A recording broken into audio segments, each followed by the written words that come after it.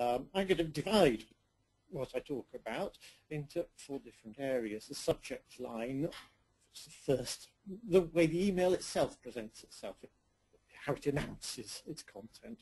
Presentation, that's you, it's how you dress online, it's your clothing. Style and tone, the second part of clothing, and the content, what you actually want to say, what you're saying in your email. How to lay it out, what to do with it. Okay, subject line. Subject line is the most important part of your email because at various parts in the life of an email, it's the only part of the email anyone can see. It's the only part that your correspondent can see when the email arrives in the inbox. It's the only part that you see when you're looking around trying to find an email that you want to consult from weeks, months or years ago.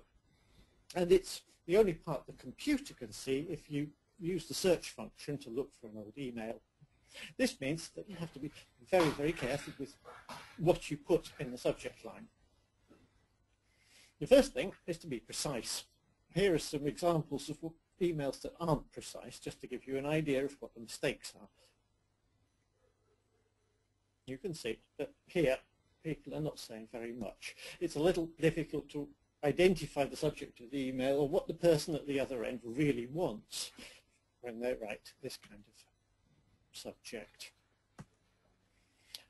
Okay, the best thing to do is to add some information, be more precise about what you want and what you're talking about, so the person receiving the email can get a general idea. You could say specifically which appointment, when it's going to happen, but tomorrow is a pretty bad word because you don't know when the person will receive it, today, tomorrow, or whatever. So you should put the date, or better still, just put the date, because otherwise it's superfluous.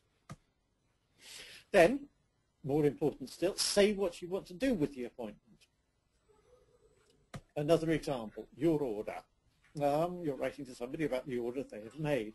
Not enough. They've made thousands of orders. Probably they would like to know which order. Okay, that's better. Identify it in some way. Identify who it comes from, our society or something like that. Or, I'm exaggerating here just to give you an idea of what's possible, the date the order was made, or even what has to happen to the order. In this case, the delivery. Now we have an email that's much more precise, and what you've done with this email, now that you have added a lot of information, you've given the person at the other end the information that he or she needs to decide whether to open it, what you want, and what will be required from them. But, okay, we've added a lot of information here. And in that process, we've increased the trust with that person. We're building the relationship, virtual relationship, which, if you don't invest in it, is noughts and ones, and virtual, however well you know the person at the other end. But having increased the trust, we have also increased the information overload. We've given too much information. So the second piece of advice is to be brief. Here's our email again, and here it is, or similars, in an inbox, a typical inbox. But the problem with inbox columns is that they frequently get reduced, or reduced to a minimum, and it starts to become difficult to see our nice long email subject line.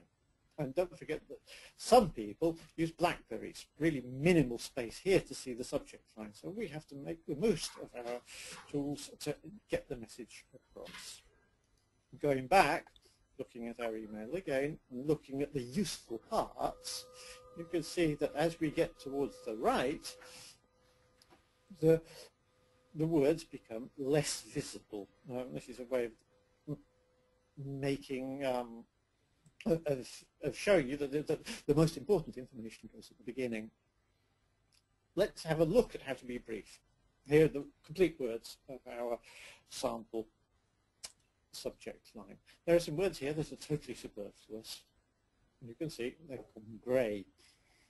Obviously the person knows that it is his or her order, and we know which society also, because a very, very probably you're writing, if you're doing an order, you're writing from your company email, so that will be visible elsewhere in the inbox. We can get rid of this information. That's better. But it's still quite long, isn't it? So let's see if there's anything else we can do. We could abbreviate these parts, for example. And we're already doing better.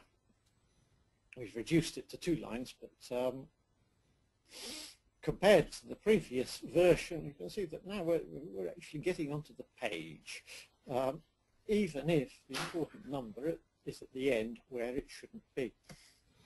So the next point is to be ordered with your email. Put the subjects, put the various parts of the subject line in the right order so that they are most effective. Here we are again.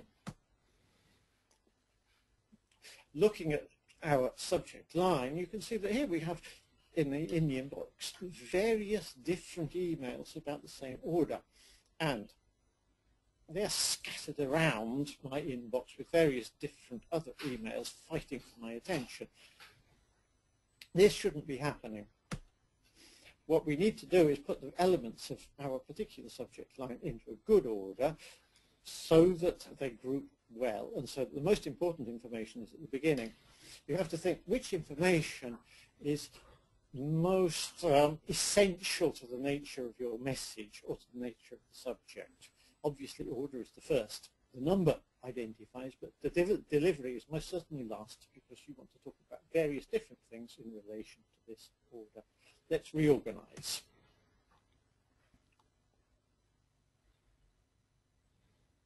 There we are. That looks better. And looking at it in the inbox, in the subject box better, here we are, and you can see that the numbers come to the front where it is easily visible. And when we go to the inbox, you can see that the various emails relating to this particular order have now been grouped together. It's very, very easy to find them simply by clicking on the subject at the top of the inbox. They go together. They're easy to find, both for you and for the person who's receiving. The subject line then has to be brief, and it has to be ordered, but it has to give enough information for the person at the other end to identify your email clearly before opening it. Beh, io direi che c'è già, come dite voi inglesi, molto cibo per il pensiero, se mi permetti questa traduzione un po' così raffazzonata. E la cosa interessante, che trovo molto interessante di questa tua prima parte, è il difficile equilibrio che incontriamo sempre tra la precisione e la concisione, no? L'essere concisi e allo stesso tempo precisi, perché poi le informazioni dobbiamo in qualche modo metterle tutte. Forse una delle cose che ci dà in qualche modo un aiuto è proprio l'ordine, cioè la priorità delle informazioni, credo, no? Yes. It's important to prioritize, and it's important to find a balance between putting in sufficient information so that the person knows what to do, and not putting in too much, which obviously adds to the information overload that we were complaining about at the beginning. And we'll be returning to this particular, we'll be returning again and again to this particular question of balancing the right quantity of information as we go on. Nel frattempo ricordo che chi avesse dei dubbi può mandare le sue domande, o chi volesse commentare le singole parti della presentazione di David. Se queste domande non le facciamo in tempo a leggere durante la presentazione, abbiamo come una decina di minuti alla fine per poterle fare a David, quindi potete cominciare a mandarle quando volete. Thank you, David.